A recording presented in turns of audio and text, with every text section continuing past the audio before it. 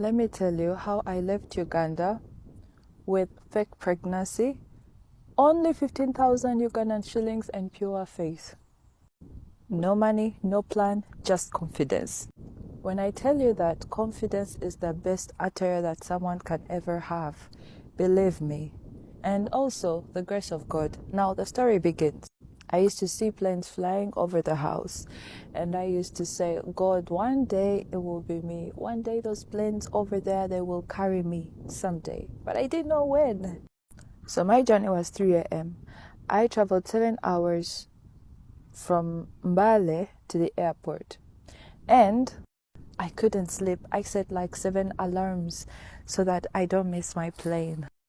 I reached at the airport and people around me started saying, oh, that one is going to Dubai. You know, it's like my face was advertising my destination, or rather announcing it. So there's one guy in particular who asked me, so are you going to Dubai? I said, yeah. And he was like, what are you going to do there? I was like, I'm going to go as a tourist. This guy wasn't, mind you, he wasn't even working at the airport, but maybe there's regular passengers or whatsoever. And he asked me, how much money do you have as a tourist? I even didn't look any close to a tourist. I had 15,000. I told him I had 15,000. I was like, oh, 15,000 USD. I said, no, 15,000 Ugandan shillings. He was like, wait, Jay. They're not going to allow you. You see that immigration place? You're going to Dubai as a tourist and you only have 15,000 Ugandan shillings. Are you going to Dubai or you're going to your neighbor's house? I was just praying that they don't ask me about money issues. I was asked where my ticket was and my visa. Everything was just on my phone on WhatsApp. And like, are you serious? Are you just going to show us a WhatsApp message? Go and print out the damn thing. Oh goodness, I struggled. Anyway, I even didn't have data on my phone. Had to use some Bluetooth and blah blah blah. Anyway, I finally got my visa and my ticket printed out. Okay, moving on to the next challenge. I was asked, where is your yellow fever card? I even didn't know what the yellow fever card was. If you don't have a yellow fever card, you have to either go and get it. You have to pay 150,000 Ugandan shillings. But remember, I only had 15,000. Or if you're pregnant, you just need to go to the airport clinic, which was just close by, and let them prove that you are pregnant.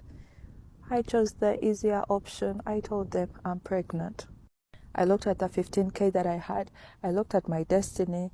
The only answer was I'm pregnant. And desperation had entered. They took me to the clinic. The nurse asked, how many months? I said 3 months. And I bloated, made my stomach to bloat intentionally to make it big. Oh my goodness. She pressed my stomach, called another nurse because she couldn't find anything, and the other nurse called the other one. They're like, are you really sure you're pregnant? I said, yeah, I am at first. I insisted on lying, but then I later told them the truth. I was like, okay, let me tell you the truth. The truth is, I'm not pregnant, I'm just broke. The imaginary baby was like, I'm not involved in this. Anyway, so I called my sister, who called her sister-in-law, who was working at the airport, and the sister-in-law called me and told me to hand over the phones to the nurses because she was working at the airport. So they made a deal, and they just gave me a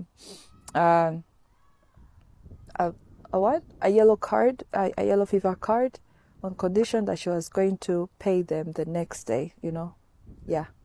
Which, that was like epic, because I was wondering, I was thinking, I didn't come this far to fail. I didn't want to go back to Mbale. Like, I didn't want, the feeling of failing at the edge of success. No, that wasn't my portion. And just like that, I passed on credit. Now, immigration, the person before me was rejected. My heart literally just went out of my body and my soul just left to Bali. But God said, relax. This movie has not ended here. They asked me questions. I answered like a motivational speaker. They didn't ask me anything about the money. I passed. Now, I reached Kenya, 13 hours transit because I was waiting for a plane from Kenya to Dubai. And I had only 50,000 Ugandan shillings. I was damn hungry. And you know what? I bought a croissant because it looked big. A croissant. Oh, that was my first time to eat a croissant. Is that how you say it? Yeah, I think so. And that croissant entered my stomach and disappeared like, nice to meet you. But honestly, that was the only thing that I ate at the airport because airport food was damn expensive. Even hunger was confused. Now, I reached Dubai, told my sister I'm dying of hunger. She bought for me a full grilled chicken that I ate alone. That chicken, it tasted like visa approval.